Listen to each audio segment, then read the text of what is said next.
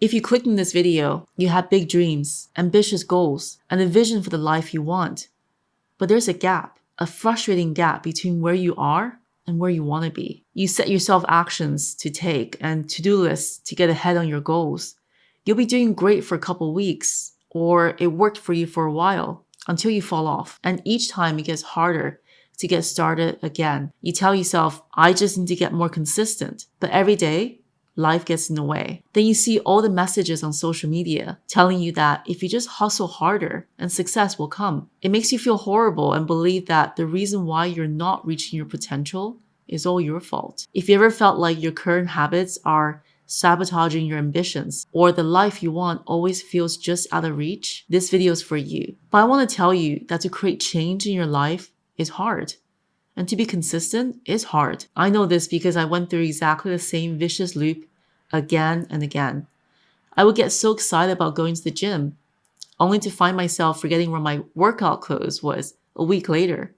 I would scroll on social media when I should be working on my biggest goals, or saying yes to distractions when I should be saying no. Let's talk about why consistency is so hard. Because by understanding why, you can finally understand how to really make it stick. And this was when it all changed for me, when I finally understood why I'm being so inconsistent and how to train your mind to do things even when you don't feel like it. Here's a concept I want you to remember. You do not rise to the level of your goals. You fall to the level of your habits and systems. You might have big ambitions, starting a business, getting the best shape of your life, changing your career. But if your daily habits don't support those goals, you'll always be feeling like you're falling short. Goals are just the starting point.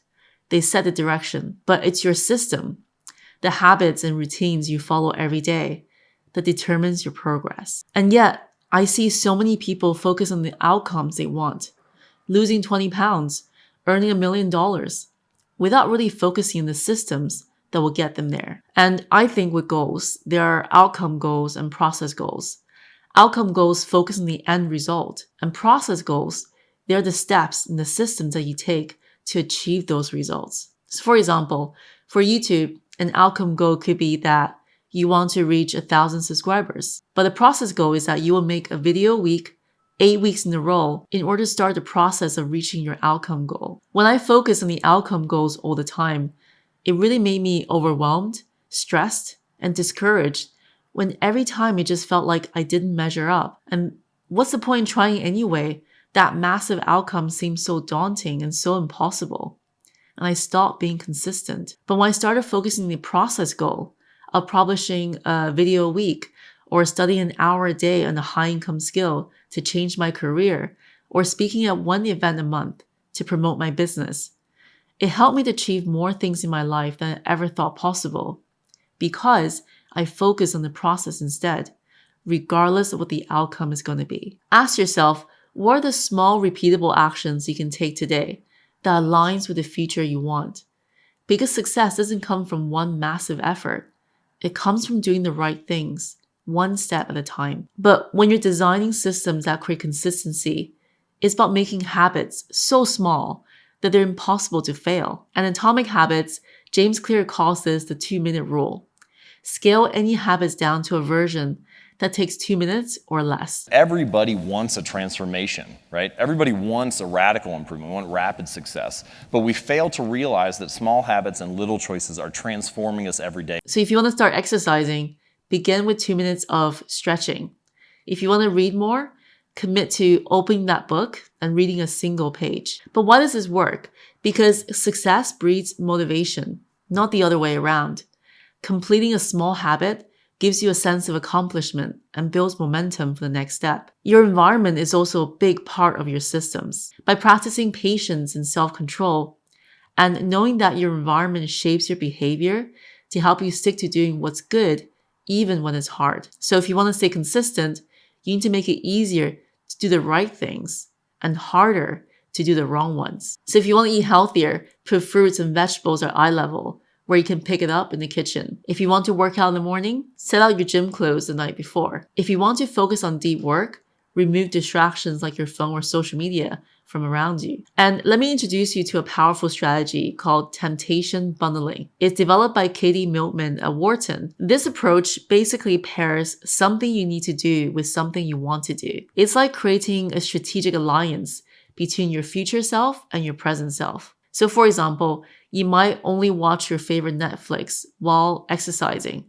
or only getting that special coffee when you're heading to study. I've heard from many of you who watch these videos while you're on the treadmill, and that's a perfect example of temptation bundling in action. James Clear mentioned this strategy in his book, Atomic Habits, because you're more likely to find the hard behavior attractive if you get to do one of your favorite activities at the same time. So one guy named Ronan from Ireland, he wired up his stationary bike to only run Netflix if it was cycling at a certain speed and would stop if he slows down. He calls it eliminating obesity one Netflix binge at a time. You can make 2 lists on a sheet of paper, and on one side you have activities you're putting off or just can't consistently do. And on the other list, write down all the things you currently enjoy doing and see if there's any way to match up those 2 lists all together. And this brings me down to the idea of identity and beliefs. So instead of focusing on what you need to do, it's more important to focus on who you want to be. You probably heard this before. You just need more discipline and willpower. And I'm not saying discipline is not important. It's how to get you started. But to keep you going, here's the truth. Discipline isn't sustainable on its own. So let me give you an example. Imagine you're exhausted after a long day, and someone asks you to do a boring, low priority thing. Your willingness to do this thing evaporates almost immediately. But what if, in that same moment, your child needs urgent help or your dream opportunity presented itself? You probably find the energy to act, right? Because those situations are tied to things that deeply resonate with your identity and also your values. This brings me to a really important shift in our thinking. Instead of focusing on consistency, we should focus on the deep, intrinsic motivation that really builds you from who you are and what you believe in and what you stand for. If you think of yourself as someone who's bad at staying consistent, you'll struggle to stay consistent.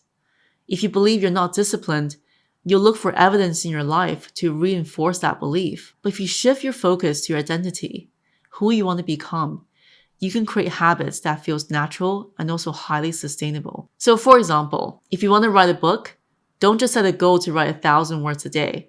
Shift your identity to I am a writer. Writers write is simply what they do. If you want to get fit, don't just plan workouts. Adopt the mindset of I am someone who takes care of my body. Healthy choices flow naturally from that identity. If you want to stop procrastinating, don't rely on willpower to avoid distractions. Shift your identity to I am someone who values my time and I use it wisely. When your habits are an extension of your identity, you don't have to fight yourself to stay consistent. Instead of constantly forcing consistency, you'll feel pulled towards actions that really aligns with who you want to be. And every time you take action, no matter how small, you're casting a vote for the person you want to become. Over time, these small actions, they really reinforce your new identity, making it easier to stay consistent. And this really brings me to the point of something I want to touch on much more deeper with you.